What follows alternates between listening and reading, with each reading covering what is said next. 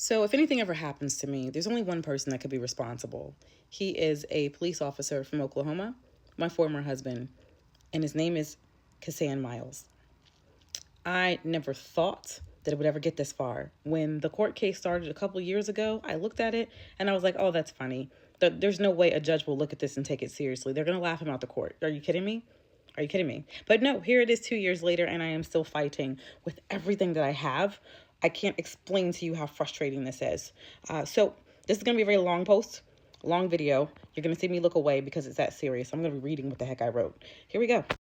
So a lot of you, some of you, whatever, may have seen me, read about it. I can't even talk straight. You may have seen me talk about it. You may have read something about it. You may have watched some of the videos. I just never thought it would get this far. So here we are. All right. I need to say this out loud. If anything ever happened to me, if anything ever happens to me, if I am ever separated from my children, check on them, because it ain't going to be good. And there's only one person that's responsible. His name is Officer Kassan Miles. He lives in Oklahoma. I have done everything in my power to protect myself and my children from further abuse from this man. Yet the legal system has failed us. And that's why I'm doing this video. I don't know what else to freaking do. The court has made it crystal clear that they don't care about women and children. You know, men like to go, and especially a certain type of men, they love to go and cry about how blah, blah, blah, the courts. That's not true. Statistically, by the numbers, Google it. From what I've read, from what I've seen, and from what I am currently experiencing, a man's rights is way more important in the courts than anything else when they actually show up. Father's rights outweigh the safety and well-being of children, and the children that are abused and abandoned, neglected, and from the wives, the ex-wives, the mothers of these children. They care about the one who has the bat and balls above anything else, no matter what. I think it's sickening. The fact that this man and others can inflict harm. They can disappear for nearly a decade. He disappeared for nearly a decade. And I was thinking, God, I really thought it was over. And I thought we were free and good to just live our life in peace. And I've done so much work, so much therapy, so much rebuilding. I finally have stability in my life. But then he gets to go back to the legal system and force his way back into our lives. This is diabolical. I had nearly a decade again of peace. I've had time again to heal, to rebuild, to move forward. And now I am forced to relive the trauma. I've even been remembering things that were completely forgotten that I've never talked about before. I'm having to watch my home and my children's home and stability be dismantled by this, and the fear that they are having to live with, because I'm forced to have to say things to them and prepare them for things that I have no control over. He's been able to basically just come in and ruin that. And this is from a person who never wanted to be a father in the first place. He didn't. And I was okay with that. It's better absent than toxic. I am not okay today. I still have to work. I still have to show up and smile. I still have to follow my dreams and goals. I still have to be a great mother to my children because they deserve that. I still have to do all the other things that I do, but I also have to carry this with me all the time. And this is not easy. This is something that makes so many people crash out. Oh, Lord, I'm not okay. And I will not be okay until his God or his demons, whatever, until they call him back home to wherever he came from. I will not be okay until then, because as long as he is breathing, I know that he has the capacity to do what he's doing right now and more. And I'm always going to be looking over my shoulder. I'm always going to be, for years, I've had to have so many safety protocols in place just as a backup, just in case something like this happened. I was hoping and praying that it didn't. But having to send extra emails and remind schools, remind daycares, remind childcare workers, remind everyone around us, look out for this person. Here's a picture. Here's a contingency plan if XYZ ever happens. And now I'm freaking living that, like for real, for real. My children are not going to be safe until he is no longer in existence. I know this. This is not a game. I saw what he did to his other family. And some people, I'm not going to leave that alone. That's another conversation for another time. It's not okay for me to have to live in constant being nervous and in constant fear of what's next. This is not a way to live. And I don't know what else to do again besides speak out. So let me tell you about the day that we met. I was in my 20s. I was back in college trying to rebuild my life. Single mother, one kid at the time. The day that we met, I fucking cursed that day. Ooh, I tried not to cuss. I cursed the day that we met. This is the day that he illegally pulled me over at the campus that I was at. I was at Langston University. He pulled me over as a police officer there under the guise of a traffic stop, and then he sexually harassed me in uniform. At that time, I was young. My younger self was naive, and I thought it was cute. I did not see it for what it really was, a predator targeting his next victim, and I was not his only college student victim, and I got the receipts on that. Like so many abusers, he knew exactly how to interlope his way into my life. And he played the long, quiet game. He waited, he watched, he cyberstalked for about a year, ingratiating himself into my life and into my world, and then putting himself in a position to where he could be the hero and he could strike. And then he could try to stick me, make me stuck to him. And I wouldn't have seen this coming, the girl that I was. And I say girl because when you're in your 20s, you ain't grown yet. I would not have seen this coming. And I didn't see it coming. He knew also that I had already been exposed to and experienced a lot of abuse starting from childhood. The girl and the young woman that I was today is not the grown-ass woman that you see. I mean, back then is not the grown-ass woman that I am today. So here we are many years later, and this demonic, manipulative, miserable little murderer still haunts my life. The world and the people around him, they either enable him or they actually see him as a good, God-fearing man, a man of God, because he goes to church and he's been in the church all his life, and because because he's surrounded by other family members who appear to be good, upstanding citizens. And somewhere along the line, a lot of them have infantilized him. I've seen it with my own two eyes and covered up his bullshit. This happens way too much in Black families and Black churches. I know him for what he actually is because I experienced it, and I also watched it, and I also heard the stories from relatives who refuse to speak up about it and will still be around him and loving on him and all that other stuff, knowing that he's a sexual deviant. He thrives on power. He thrives on control and the ability to abuse younger women, including ones that he's related to, while hiding behind his badge and hiding behind a Bible. Abusers play the long game, and they wait for their moment to strike. I know I wasn't the first. I also know I'm not the last. But the last one decided to be done with him, and then boom, a couple months later, now he's back in court, circling the block for whatever reason, to come fuck with us again. They wait for their moment to strike, and this man did that. He watched, he waited, he interloped. I said that already. And abusive men will like this. They will go the distance, and they will definitely go the distance later on just to get another chance to punish the one who got away. So when they come back with the crying and on their knees and begging and snotting and please pray with me and trying to take you to church and pray with them because he did all this shit before. He already did it before to several people, not just me. They're not contrite. People like this, they want a chance to punish you because you got away. Because you hurt their ego. Because in their mind they lost. When they don't have a sense of control and they don't have a supply, they crash out. And it's not always in the usual ways where they're making outward threats and they're loud and stuff about it, because some of them are smart enough, especially those that are in certain positions of power, the one in the pulpit, the one with the gun and the badge. They can move a little differently, and they have a lot of power and influence, and they have the law and other things on their side. So I'm the one who got away. I'm the main one who got away and who got away and who got to be away for a long time. He's playing this system to get back in. He's a police officer in the same county. He wasn't a police officer in that county when I left. But now it is years later. He's aligned himself to be right there in the same county that we were divorced in. I have full custody, sole custody with ultimate decision-making authority. He had nothing, not even visitation, because he didn't want it. He didn't ask for it. And I told the judge, and it's in writing, why I was divorcing, why I was asking for protection, why I asked for a restraining order and everything else. I laid it out in detail.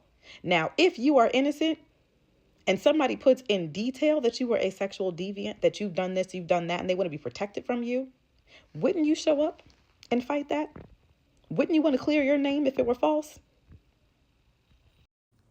What I know for certain is that if he's allowed to force his way, and if the courts force him to force my children to have to be integrated into a stranger who is no good for them. He is going to finish the destruction he started. That's what I know for certain. We got married in 2012. 2012 to 2013. He showed me so much terror in my home and tried to make my home a prison. I left him in 2013. I left him when our daughter was a couple months old and never returned to him. And it took me 3 years to divorce him because I was in a red state that tries to keep women tethered to men. You know, they're one of the main states that wants to make women property again, make America great again, make women property again. It was hell to get untied and untethered from him. Like, I had to fight just for that.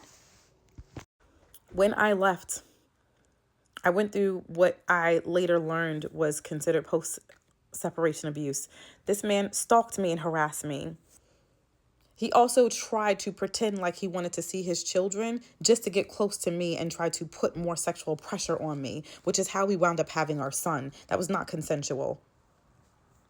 This man terrorized me for years to where I didn't have a choice. I had to get the fuck away.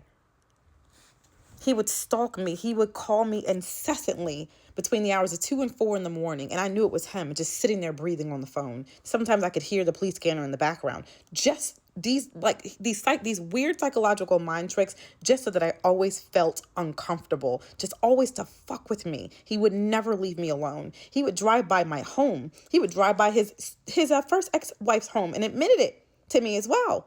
For what? Just so that you can't live in peace. That's not a way to live. To every time a police officer stops you, every time a police officer drives by you, by wondering if that's him or wondering if that's a friend, wondering if you're being freaking surveillanced. All because I would not go back to him and I would not allow him to continue what he was doing. He showed up at my job. He would find out where I worked and show up there. I worked for a university. He started showing up there. He would send flowers and everybody around me is thinking I'm some crazy bitch because I'm upset because he's sending me flowers. But she was made to appear crazy by the man who drove her there, okay? Remember that quote. He wound up applying to go to school there and using my benefits because I couldn't divorce him. We were still legally married. He applied to be a student where I was working and trying and use my benefits to get free tuition. The man who was abusing me, and there was nothing I could do about it. Nothing. And there was nothing the school could do about it. He wound up going back to work there later on as a police officer. Anywhere I was, he showed up at my church. He showed up at 2 of my churches. And I remember the time he showed up at the main church I went to, going to get my kids from their daycare and fleeing to the pastor's office and their security going to check my car to make sure that there were no trackers on it and everything else. That's not a way to live. He ingratiated himself into my family. And to this day, I know that there are several family members over there that are still social media friends with him and they silently support him. How do I know? How do I know that my family over there, that some of them silently support him? Because they won't publicly speak up for me. They won't write a letter on my behalf. They won't even discuss it with me. They won't go to court. They will not help. And this is why so many women who are abused are isolated. Because if you don't have big bruises, to show or something like that, then some family members think, oh, it's nothing. Oh, she's exaggerating. And they're not in the house to see the other side of these massive manipulators. All they see is somebody who's nice to them, who's so congenial, who, just for whatever reason is so impressive to them. I'll never forget my dad saying the first time I thought I need to get away from him. So I just had a bad feeling before I married him. And my dad said to me, look at you. You're a single mother. You got 2 kids now by 2 different men. And here he is. He's a nice guy. He has a good job. He's a police officer. He's got a good job. He's got a nice car. He's got a nice house. And he wants to be with you. And he wants to be your husband. And you young girls always throw good men away. And that influenced me to give him another chance.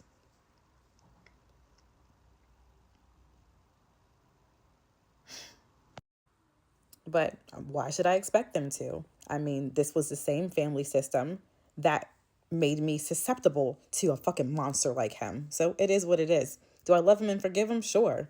Do I fuck with him? Nah. No.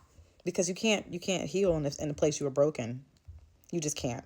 And that hurts. That hurts. But let's move on. He weaponized the courts against me. This man is using the legal system to force his way back into my life. Through the courts, he is demanding access to intimate details of my life, including even the names and the addresses and phone numbers of my exes. Like, why do you need to know the information of my first husband and whatever the nature of his relationship with my oldest daughter? It's none of your fucking business.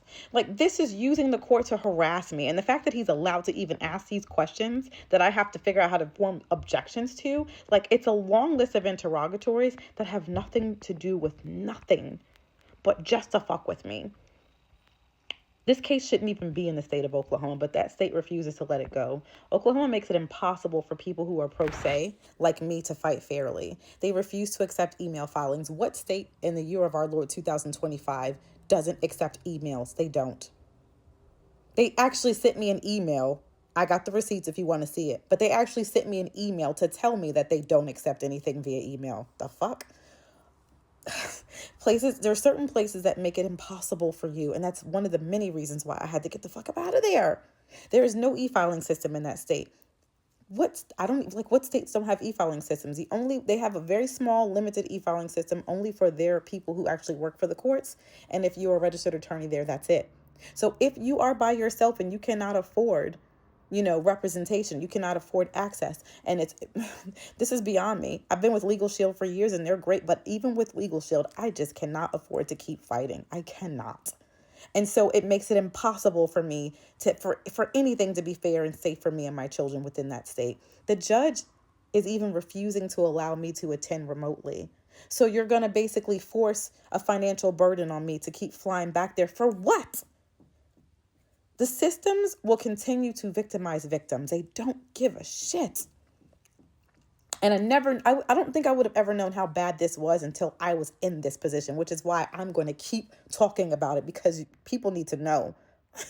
You always hear the narrative that the courts don't care about men. That's bullshit. This is a patriarchal society. The man always wins. It's very, very, very hard. It is very hard for them not to. It's very hard to win in these situations as a woman, a mother, as a child. And especially when you throw Black in the equation as well. Because they can't stand a smart Black woman. I don't know what else to do but to ask for help. I don't know what else to do at this point but to ask for help. I have a GoFundMe. I had an attorney. I paid as much as I could. I didn't have that much in savings. I am a full-time working single mother of 4. 2 of them having special needs. One of those children in college now, doing well. This is draining everything from me. Free time. I already didn't have any damn free time. I gig whenever I can to make money, but that's not extra money. That's money to supplement freaking bills and groceries after my freaking paycheck. Like, this has taken, I should have been taking my children to their first Disney trip this past summer. I couldn't, because the money that I had in savings to be able to do that, it went to this shit. This has taken my money. This has taken a big toll on my mental health. I already suffer from PTSD. I already suffer from depression. This has thrown me into a really bad place and it's made it so difficult for me to function. It's weird on my babies because they don't even sleep in their own bedroom since this started. My son would ask me, "Why is this man trying to steal you from us, mommy?" They always want to sleep in my room.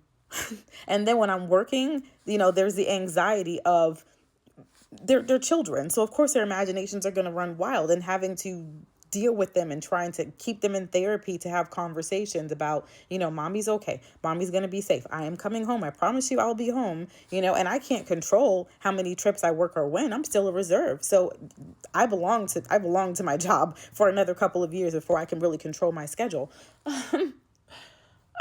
This has taken a toll on everything. It's completely not fair. It's completely unnecessary. And I cannot believe that this is still being entertained 2 damn years later. And although according to federal law and rules when it comes to this and custody and everything else, this should be in the state of New Jersey. But hello, we're watching government just do whatever the hell it wants in every way. And the same thing here. Legally, they have no right to keep this case, but they still have it. I've sent letters, I've sent emails to state representatives in the state of Oklahoma where I used to live, the representatives here, and I've gotten answers from people in Oklahoma, representatives in Oklahoma, like where I lived, and I'm like, this is still a case that's in your jurisdiction. And you know what I've gotten? Oh, we don't get involved in these things. I don't know what else to do. So all I can do is share the details, share all the facts at this point. Keep telling the truth and shaming these damn devils in my life. And say again, if anything ever happens to me, it was that man.